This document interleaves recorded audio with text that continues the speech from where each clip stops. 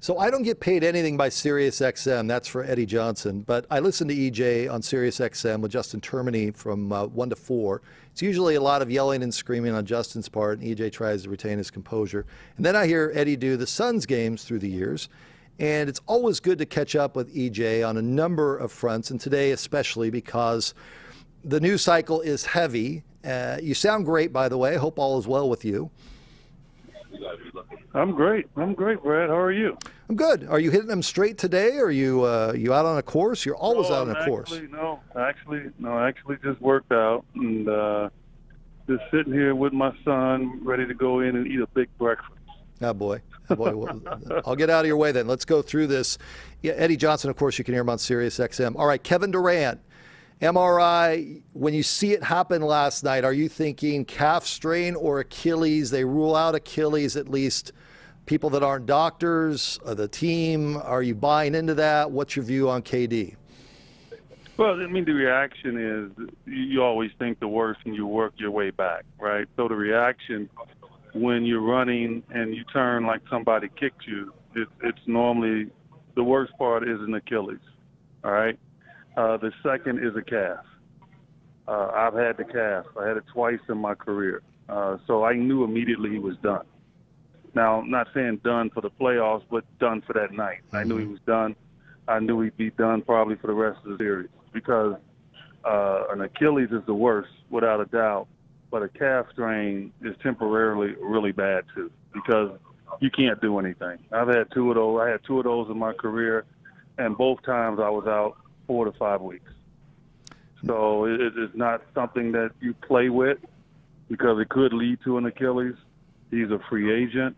I don't see him risking that much, but I think we have to see once the MRI gets in, Brad, if it's a grade 1 or a grade 2.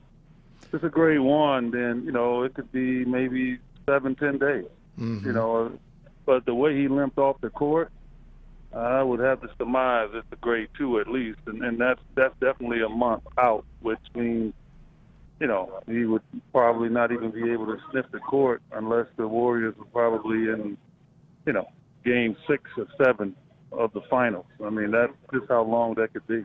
Assuming he doesn't come back, this was the point of debate last night and today, is can the Warriors win without Kevin Durant the rest of this series? They only need to win one game. Can they win one of the next two? Not the way this team is built right now. The one thing I've said about this team is they were trying to do something very special this year. No team in the last 55 years has gone to the finals 5 straight times, okay? So they're trying to do something.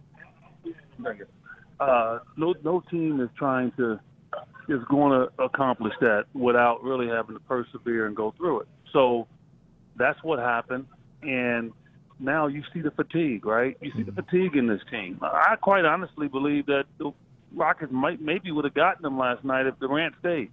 And I'll get into why I say that. But they are trying to do something that's, again, the Boston Celtics did it years ago. Wasn't many teams in the league. Things weren't as taxing in regards to local travel, right? Because a lot of the teams were up and down the East Coast. They weren't flying across country a lot. There's a lot of things in their favor. So that's why I didn't think they'd do it, and I definitely don't think they'll do it now. Without Kevin Durant, they won't do it. They've won before without him. But when they signed him, he became a luxury for them. That's what I called it because they were already successful. But that luxury turned into a dominant player who dominated the ball, took all the shots and everything. And they gave into it because, he is the best player on that team. But I always felt that the Warriors were a better team even if he didn't come there. But now their bench is weak. They don't have, Draymond is not the Draymond his first few years. Bogut is not the Bogut of the first, early on doing that run. So it's a lot different team. I actually believe Houston will come back and win the series, to be quite honest. Was that the last game of Kevin Durant in a Golden State Warrior uniform? Well, it might not be now. I mean, it depends on the injury, right? Because what team out there will roll the dice if it's an Achilles? That means he's out for the whole, maybe most of the year next year. So, I think the Warriors now all of a sudden maybe have a chance. And maybe Kevin Durant might think a little differently and that do I want to go somewhere and have to carry a heavy load as I get older and dealing with possible injuries in the future. So it could be a blessing in disguise for the Warriors that it happened. So it's not a 100% guarantee now that I think he would leave. Talking with Eddie Johnson, Suns analyst, Sirius XM. You can hear him 1 to 4 p.m. That is Pacific time on Sirius XM. Is Giannis the new face of the NBA now, EJ? Is he ascended to that point? He's ascending there. I'm not going to give it to him yet. I still think LeBron is the face of the league for a lot of reasons. You can look at the ratings in the first round to me to prove my point. Yeah, they were terrible. But I think he's ascending there. I do. I think he's ascending there. A lot of guys have a chance. I think Harden obviously has a chance to get there. I think Joel Embiid, if he could ever get through his, issues in regards to diet and taking care of himself and all of those, I think he can do it. So it's a number of guys I think that are capable. But Giannis definitely right now probably has the lead in that regard. Milwaukee, EJ, is set up for years now of success, it appears. Who would have thought? They're in the Eastern Conference Finals for the first time since 2001, and they're not going away anytime soon the way that team is built. Look, I thought all year they're the best team. People ignored them all year, which was laughable to me. You win 60 games. They try to say they're in the East. The East is very competitive this year. And matter of fact, if Milwaukee won 60 games, that means they kick some West Coast butt too. So I don't want to hear all that. It's a solid basketball team. It's the best defensive team in the league. And they got obviously the best offense right now as well. I mean, they dominated teams all year. They score a ton of points. They got 7-footers that shoot threes. They got a 7-footer in Giannis that plays point guard.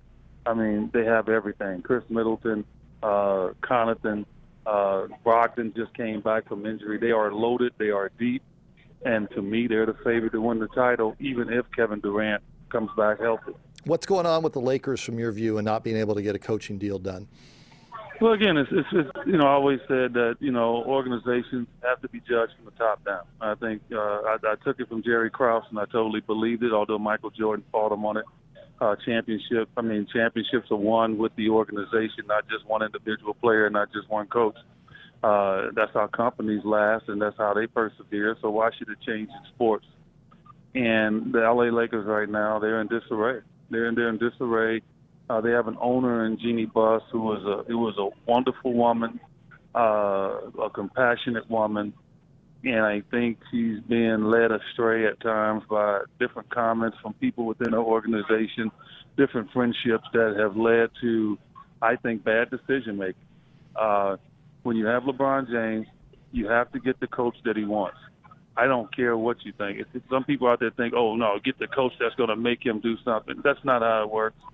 You get the coach that he wants, and you make sure you get that coach.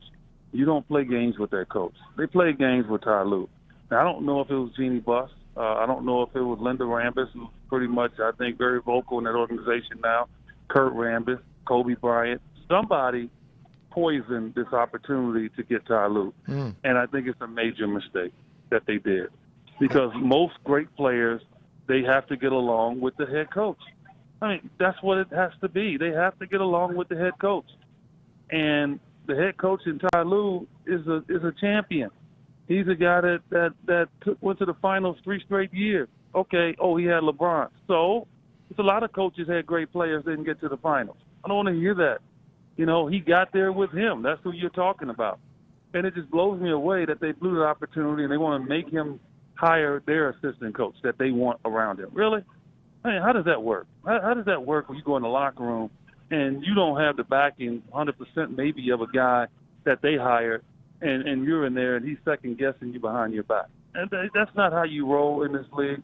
I just think they didn't want him, and they found a way not to sign him by doing what they did.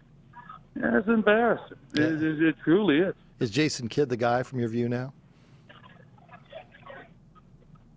Sorry? Is Jason Kidd the guy from your view now, EJ, for that job? Well, I think obviously Jason's going to be considered. I heard he had a great interview with them. So I'm sure he's going to be in the running. Obviously, you heard the rumors, too, that Lionel Hollins, Frank Vogel, and obviously a person that I truly believe should get the opportunity because I think he's great with people. I think he'd be great for LeBron, and that's Mike Woodson. Mm-hmm. You know, Mike Woodson hasn't gotten his due in this league as a coach. He went to Atlanta, turned that franchise around at that point. They were a losing franchise, got them to a very good level, then goes to New York, and he's the last winning coach in New York. Last time he was coaching in New York, they won 50-plus games, and they haven't sniffed it since. So I would love for the Lakers to really consider him a lot to see if he can get that opportunity, and I think he'd be great. I'll get you out of here off this so you can have your breakfast with your son. Eddie Johnson with us, Sirius XM, Suns radio analyst. Monty Williams hired by the Suns. My view is very good move considering where things are. Are there other names that should have been, could have been considered? Sure, that's always the case, but I think this is a good hire. Your view? Yeah, it's a very good hire. But now it has to work, right? Patience has to be shown. And I think players have to listen and understand that, you know, it's going to be his way. And he comes from a winning pedigree. So what he's going to be teaching them and telling them, it comes from a winning pedigree. It comes from working with Greg Popovich, right? It comes from having his opportunity to be a head coach in New Orleans and learning and realizing the mistakes he made along the way and building from that, from just being in Philadelphia now and helping them try to get to the final. So he has the pedigree. He has the temperament. Now it's up for the players to figure this thing out, carry out detail, and get it done. I mean, but yes, I totally believe in the hire, and I think he'll do a great job. When you say the players, let's talk specifically about Devin Booker. You can score a lot of points on a bad team. Can you get to the next level with this coach? He's a terrific talent, EJ. What can Monty Williams do to make him better? Well, we'll see, right? And I think with Devin, he's got to continue to grow as an all-around player. See, as we've seen with Kyrie this offseason, it's not easy to be number one. Yep. Kyrie left Cleveland and got away from LeBron because he desired to be number one. And once he got to Boston, he realized it's hard to be number one. It's hard to get players to do what you want them to do. It's hard to get them to understand what you're talking about and where you're coming from. And that's the challenge that Devin Booker has. He has to learn how to lead. He has to learn how to be accountable when he makes mistakes and accept it. Mm-hmm. He has to learn to balance relationships, get to know his teammates, and get them to understand and believe that he should take all the shots, that he shouldn't get hollered and screamed at all the time because he's asked to carry a heavier load than them. All those things. He has to convey that and get his teammates to believe it and understand it, and then take the criticism from his coaching staff when they have it for him. Those are the things that he has to do. That's what the number one has to go through, and that's why the number one gets paid all the money. Yep. Because they carry a heavier workload. And so he's more than capable of doing it, and his growth has been exceptional, and I think he can take it to the next level. Good stuff as always. I appreciate your time and making some time with your son there at breakfast. Enjoy your day. Thanks. Thanks, Brad. Appreciate it. Always good to catch up with Eddie Johnson, Suns radio analyst and Sirius XM.